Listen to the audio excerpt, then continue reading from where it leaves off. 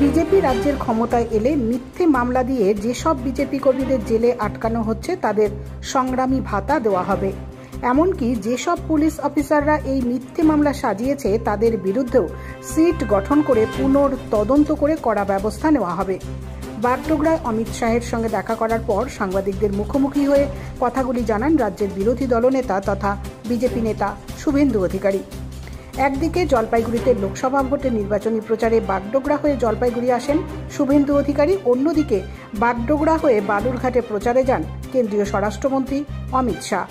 এদিন বাগডোগরায় নেমে শুভেন্দু অধিকারী অমিত শাহের সঙ্গে দেখা করেন। সামান্য কথোপকথন হয় উভয়ের মধ্যে। তবে অমিত শাহের সঙ্গে এদিন কি কথা হলো তার সংবাদ মাধ্যমে খোলসা করেননি শুভেন্দু অধিকারী। তবে তিনি বলেন, মিথ্যে মামলায় যাদের ফাঁসানো হচ্ছে তাদের অভিশাপ ও চোখের জলগুলো মমতা বন্দ্যোপাধ্যায়ের ওপর বর্ষণ হবে, তাতে তৃণমূল দলটা ধ্বংস হবে।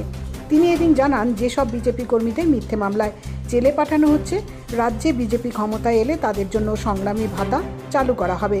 তার কথায় এটা নতুন কিছু নয়, বাংলাদেশেও মুক্তিযুদ্ধ ভাতা চালু হয়েছে।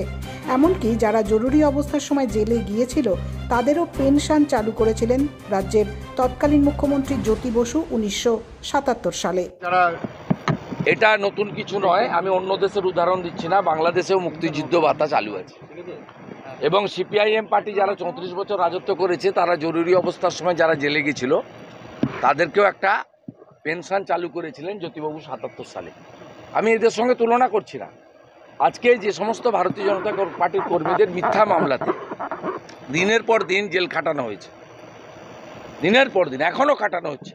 কালকে যখন রাতে আমি চন্দননগরে সভা করি, সেখানে আমাদের একজন কার্যকর্তাকে আমি তুলেছিলাম যিনি 3 বছর এনডিপিএসের কেসে জেলে ছিলেন। তার বৃদ্ধা মা আমার কাছে কাঁদছে। এই অভিশাপগুলো, এই চোখের জলগুলো মমতা ব্যানার্জির উপর বর্ষণ হবে, ধ্বংস হবে তৃণমূল মুখ্যমন্ত্রীর। তাই যত মিথ্যা মামলায় গ্রেপ্তার হয়েছে ভারতীয় জনতা পার্টি কর্মী সমর্থক, যেদিন পার্টি পশ্চিমবঙ্গে পাওয়ারে আসবে, আমি দায়িত্ব নিয়ে বলছি, সেদিন থেকে আমরা তারপরের মাস থেকে সংগ্রামী ভাতা চালু করব। এবং যে ইনভেস্টিগেটিং অফিসাররা, আইওরা এই মিথ্যা মামলাগুলোকে করেছেন, আমরা এর জন্য স্পেশাল সিট তৈরি করে পুলিশের ভূমিকারও পুনর্তদন্ত করব।